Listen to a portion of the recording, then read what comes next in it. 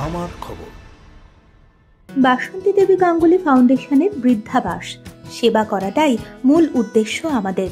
রবিবার ক্ষতিগ্রস্ত তিলপাড়া ব্যারেজ পরিদর্শনে আসছেন সেন্ট্রাল ওয়াটার কমিশনের ডিরেক্টর। তার আগে শনিবার সকাল থেকে যুদ্ধকালীন তৎপরতায় শুরু হয়েছে সংস্কারের কাজ। কলকাতার ম্যাকিনটোস বার্ন সংস্থায় মেরামতির দায়িত্ব নিয়েছে। সেচ দপ্তরের সূত্র অনুযায়ী জানা গেছে, ব্যারেজের দুই প্রান্তে ক্ষতিগ্রস্ত অংশ ধাপে ধাপে মেরামত করা হবে। ইতিমধ্যেই বোল্ডার ব্লক তৈরির কাজ শুরু হয়েছে, যা পর্যায়ক্রমে ডাউনস্ট্রিম বেডে বসানো হবে। আপাতত ব্যারেজের মাঝের 7টি লকগেট দিয়ে জল ছাড়া হচ্ছে। আবহাওয়া পরিস্থিতি অনুযায়ী প্রতিদিন নতুন পরিকল্পনা নেওয়া হবে বলেই জানিয়েছেন কর্তৃপক্ষ। চলুন কি বললেন আধিকারিকরা, শুনে নিই। আমাদের অ্যাকচুয়ালি হচ্ছে 4 তারিখে ড্যামেজটা যখন সিভিয়ারলি হওয়ার পরে গভর্নমেন্ট থেকে ম্যাকিনটোস বার্ন লিমিটেডকে বলা হয়েছে 5 তারিখে এমার্জেন্সি বেসিসে কাজটা টেক আপ করার জন্য। 5 তারিখ থেকে ওনারা মোবিলাইজেশনের যে অ্যারেঞ্জমেন্ট শুরু করে, আমরা গত দুদিন ধরে মোবিলাইজেশনগুলো করেছি এখানে।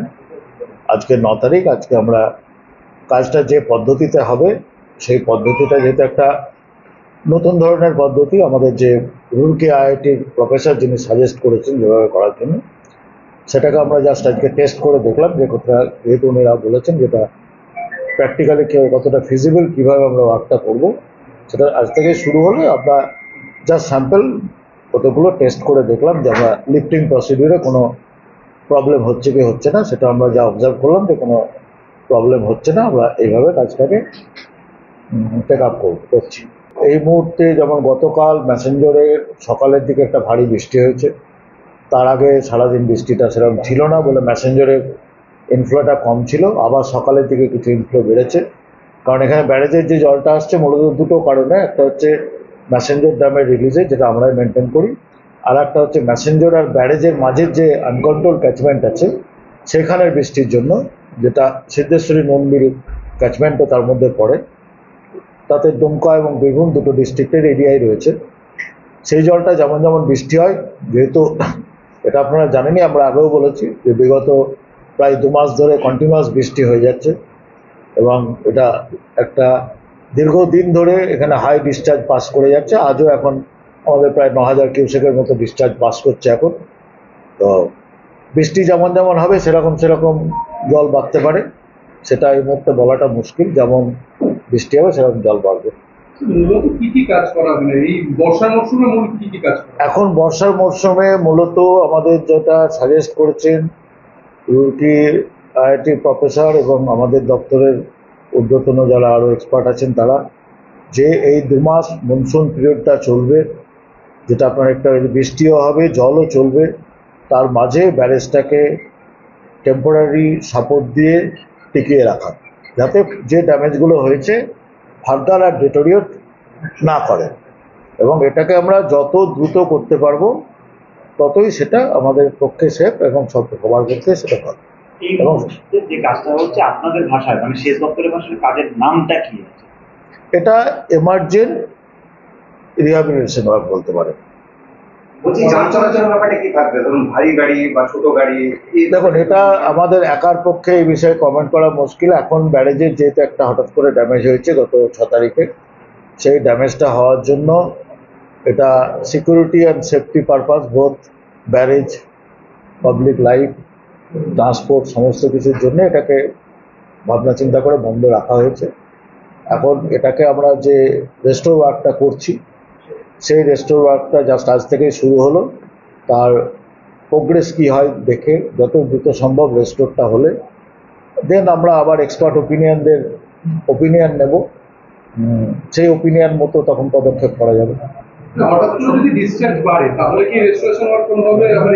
আমরা সেইটা মাথায় রেখেই, ওই যে বললাম, যেহেতু এটা এমার্জেন্ট টাইপের একটা ওয়ার্ক করা হয়েছে, সেই জিনিসগুলোকে মাথায় রেখেই করা হয়েছে যে বর্ষার মধ্যে কাজ করা হচ্ছে, এবং বর্ষার মধ্যে কাজ মানে হচ্ছে বৃষ্টি হতে পারে, জল বাড়তে পারে, জল মানে নর্মাল বাড়তে পারে, সেটাই আমরা ধরেছি। যে ভারী ধরনের যেমন আগের বার হলো 50,000 কিউসেক জল চলে এলো, 4-5 দিন ধরে চললো, সেরকম হলে পরে তো কাজ ব্যাহত হবে। কিন্তু নর্মাল জল যদি আসতে থাকে তো বর্ষায় আসবেই, সেটার মধ্যে আমরা প্ল্যান করেছি যে একটা পোর্শন করে আমরা কাজ করব। যেহেতু এখানে 3টে বে আছে, লেফট বেটা যেহেতু ড্যামেজ কন্ডিশনে আছে, ওটায় আদৌ জল চালাতে পারবো কিনা সেটাও একটা এখন আমাদের বিষয় আছে, ওটাও আমরা সারানোর পরে বুঝতে পারবো কী অবস্থা। আমরা পাশের এদিকের বেটাকে সারাবো, একটা করে বে সারাবো, তাই দিয়ে জলটাকে পাস করবো। মাঝের গেটগুলোকেও আমরা অল্টারনেট রকম করে ক্লোজ করে করে যেমন সিচুয়েশন অনুযায়ী, সেটা এক্সিকিউশন প্ল্যানিংটা আমাদের ডে টু ডে হতে থাকবে, যেমন পরিস্থিতি হবে সেই মতো আমরা কাজটা কন্টিনিউ করব। এখন কি তাহলে দুপাশেটাই একবারে কাজ চলছে? এখন আমরা আপাতত দুপাশ থেকে শুরু করেছি, একটা পাশ শেষ হলে পরে আমরা মাঝের পাশটাকে ঢুকবো। এই মুহূর্তে কতগুলি লক গেট খোলা থাকছে তাহলে? এই মুহূর্তে আমরা বিভিন্ন সময় হিসেব করে খোলা রাখছি, কোনো সময় 6টা, কোনো সময় 7টা, এরকম খোলা রাখছি। মেন তো মাঝখানেটাই খোলা থাকে। মাঝখানে আমাদের 7টা গেট আছে, 7টা গেটের মধ্যে মাঝখানে আমাদের 6খানা গেট এখন খোলা আছে। কতদিনের কাজ এটা দিন এই মুহূর্তে আমরা যেটা টার্গেট নিয়েছি সেটা হচ্ছে, যেহেতু এটা বর্ষায় ব্যারেজটাকে টিকিয়ে রাখার কাজ, যত দ্রুত সম্ভব এটাকে করার চেষ্টা করব।